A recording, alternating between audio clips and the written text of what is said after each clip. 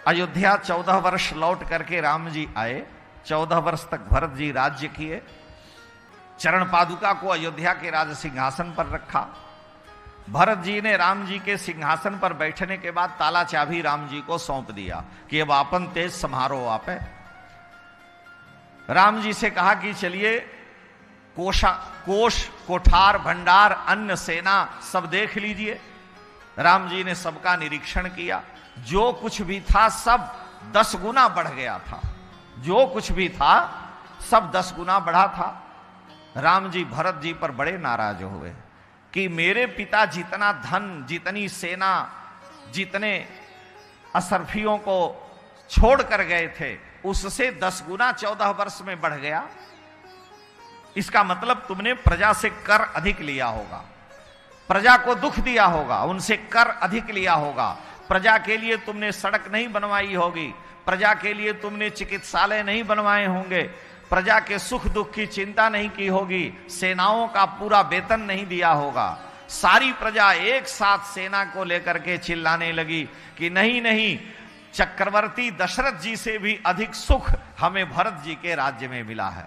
14 वर्ष के शासन में जो हमें सुख मिला आज तक अयोध्या में कभी नहीं मिला है। भरत जी ने कभी हमसे कर नहीं मांगा, कभी हमसे बलात्कार मांगा ही नहीं। हम अपनी इच्छा से जो दे दें वो कर ले लेते थे। प्रजा की बात सुन करके राम जी ने कहा कि जब भरत ने किसी से कर नहीं लिया, स्पेशल टैक्स नहीं लगाया, अपनी इच्छा से जो लोग दे दें, सेना कह रही हमें भरपूर वेतन मिला, हॉस्पिटल बने, चिकित्सालय बने और दुनिया भर की सड़कें बनी, राजमार्ग का निर्माण हुआ, तो और फिर भी धन 10 गुना बढ़ गया। भरत जी से राम जी ने पूछा कि आखिर में 10 गुना फिर बढ़ा कैसे, सारी सुविधा होने पर भी? तो भरत जी ने कहा कि आपने हमको अपनी चरण पादुका दे दी थी चित्रकूट में, और हम चरण पादुका को लेकर के आए, अयोध्या के राज सिंहासन पर आपकी पादुका को पधार दिए कि जब आप आएंगे तो वहां बैठेंगे।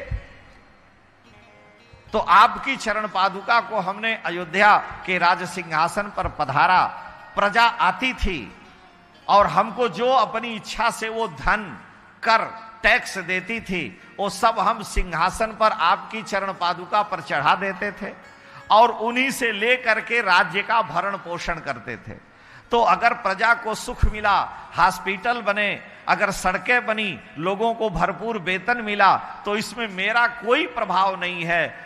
जो भी धन आया हमने आपके चरणों में चढ़ाया, और अगर आपके चरणों में चढ़ा हुआ धन 10 गुना बढ़ जाए तो उन चरणों का दोष है कि हमारा दोष है?